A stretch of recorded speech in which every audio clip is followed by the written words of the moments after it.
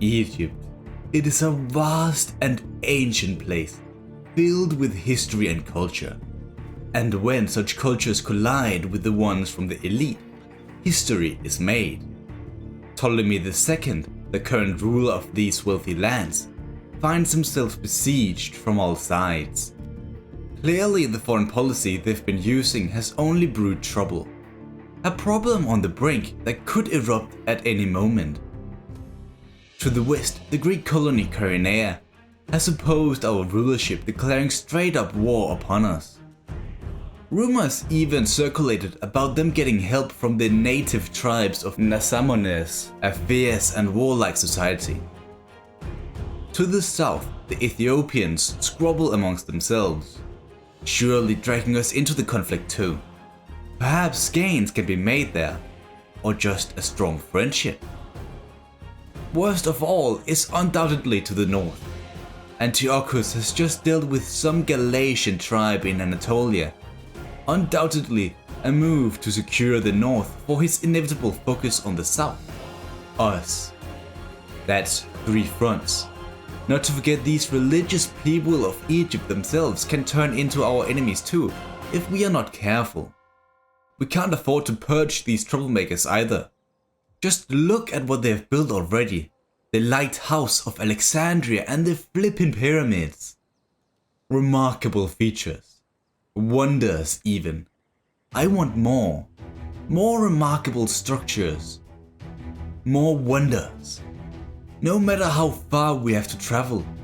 That is my goal. Surely this will bring immense wealth.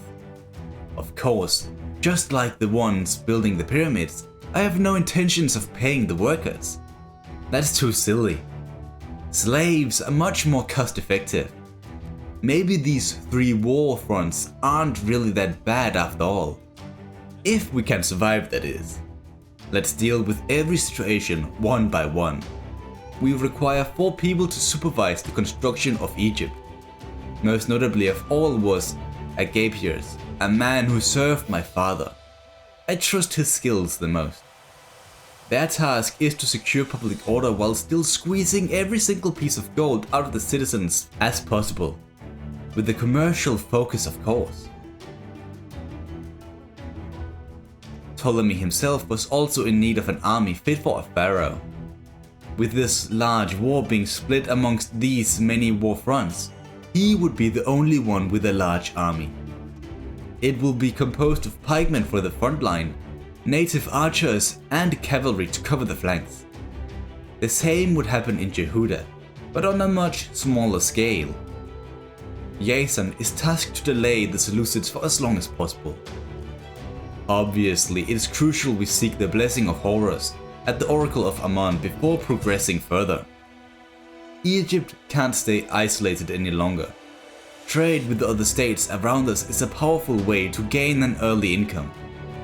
We are already trading with the Athenians and Nabateans, yet that is not enough. Luckily, our trade goods were in such a high demand we received enormous payments in advance.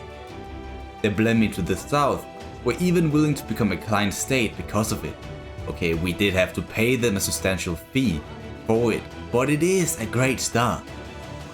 From all these trade deals, we made over 8,000 golds worth of advanced payments, allowing us to make fast progress in our development of Egypt. Iron and salt mines. Iron and salt. Both are actually great examples to describe the Seleucids.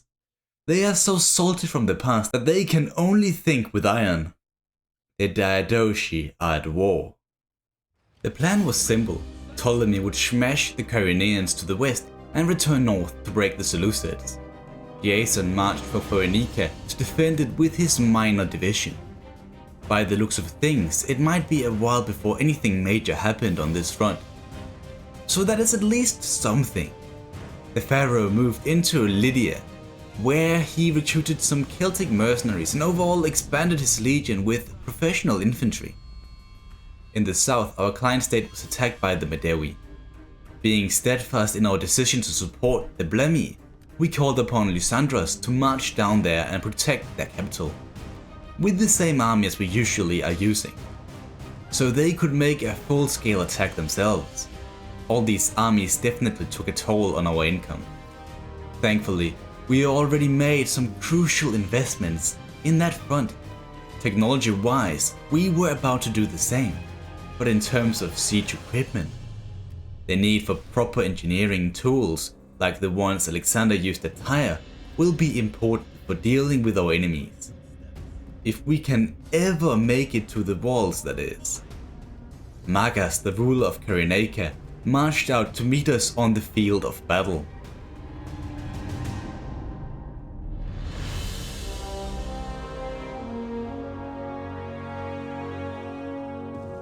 The numbers of the two armies were surprisingly similar, with a slight edge to the attackers. Ptolemy had formed up in a standard formation, cavalry to the left, pikemen in the center, with skirmishers in behind, and the Celts to the right, ready to outflank the enemy. Our slingers would run to whatever side the enemy elephants were on, which turned out to be our right too. As the Kyreneans were approaching at high speed, we stopped our advance to deploy the pikes. The battle would begin.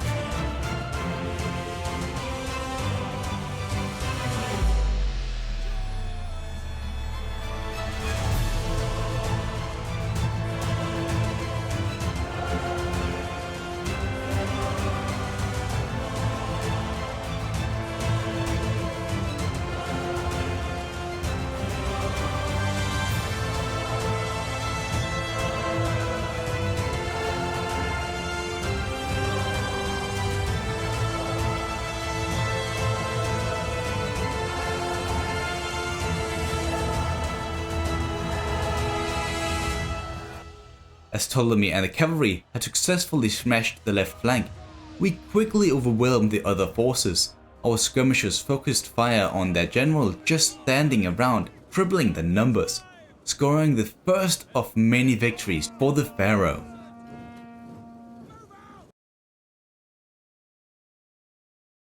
With the Carinaean army defeated, the Egyptians acquired their first 300 slaves.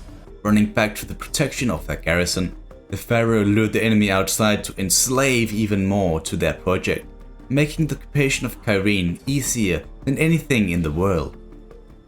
Proving himself as a man leading from the front, Ptolemy made sure his archer drills would suit his needs. If only the pacification was equally as easy. Our presence and demand of their gold made them despise us, a troubling sign for Ptolemy and his desire to reach the northern regions before the Seleucids arrive. Nevertheless, he had to try. For that to even be a thing, a fourth legion was required. Apollinaris would raise a legion of foreigners to defend this front, hoping to quell the rebellions and deter any Nassamonian aggression. But it was already too late, as Antiochus had reached Phoenicia with the might of Heracles. Knowing it was impossible to defend the town itself, they left just a minor garrison while the rest ran out to link up with Jason, the strategist in command of this front. They quickly formed a strong position on the top of a small hill outside the settlement, from which they could see the settlement itself fall. The local garrison stood on the left, pikemen in the center and cavalry on the right, along with a small band of Celtic mercenaries. However, as we advanced on the town, the Seleucids made a surprise attack on our position. Our archers were given the orders to strictly focus down the elephants and the lead cavalry, running around harassing our lines. For a short moment it looked like Jason had Antiochus right where he wanted him, but suddenly his central pikemen just lost all morale and legged it, forcing the archers to engage in hand-to-hand combat. Realizing the battle was lost, he called for a retreat back to Jerusalem. Even though they might have been able to win this battle, what about the next, and the one after that? Reinforcements weren't exactly on their way. I was fine with the settlement being lost today. We can always fight another time. The Seleucid puppet Lydia took away side in the same month. The good news is that Jason at least caused enough casualties on the Diadochi to grant him a few more days of survival. Over in Libya, things weren't going as planned either, because we just lost 2 ports, both being heavy contributors to our food reserve, and due to the scorching hot sun in the summer, our army suffered heavy attrition and fatigue. Most importantly, this meant neither of the 2 armies in the region was actually able to reach Kyrenea, which actually rebelled since Ptolemy left it to its own dealings. Apollinaris rapidly called for more local tribesmen to join his foreign legion and rushed through the dry desert. Fearing the lack of food and hot climate could cause disease, the Royal Council deemed it necessary to construct better water sluicing in all our settlements. To the surprise of many, a delegation from Pella arrived. Antigonus Gonatas has seen the deeds of the Seleucids and feared the balance of power was turning too much in the favor of them.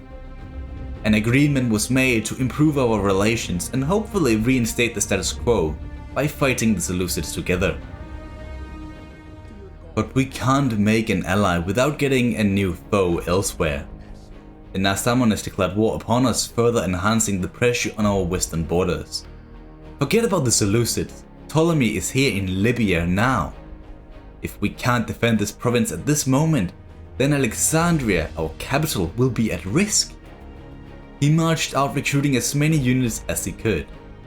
On the positive side, the Nile was expecting to flood much more than usual, which was a great opportunity to improve our struggling food situation. Another thing was the regime change in Kyrenea.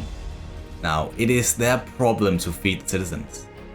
The preparations were a success too, meaning our supply problem was finally solved. But a Nassamones raiding party had entered our regions.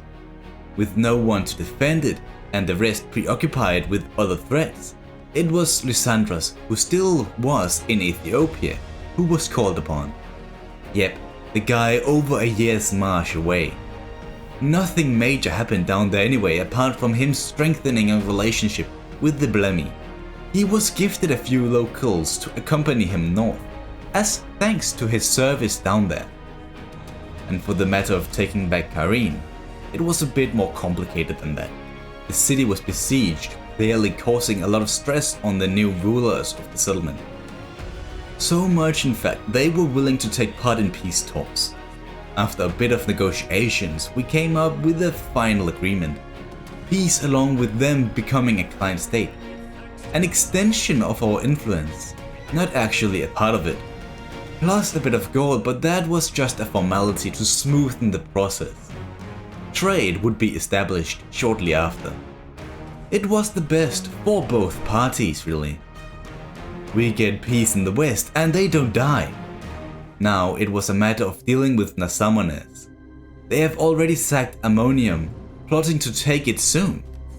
We had to act now. Ptolemy marched back towards the sacked town, seeking justice for their deeds. Apollinaris, on the other hand, was given the task to take Argilla, if possible. Speaking of dipshits, the Seleucids occupied Salamis from us, right after a rebellion erupted in the same region. At least they aren't our problems any longer.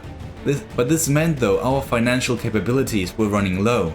Surely researching legal institutions to improve our tax rate will help in that matter. But that was just all a side note right there about the Seleucids and the taxes and so on. Because Apollinaris, once he was closing in on Argilla, a force emerged from the other side of the Dune Sea. The Nassamones had challenged us to fight on their turf.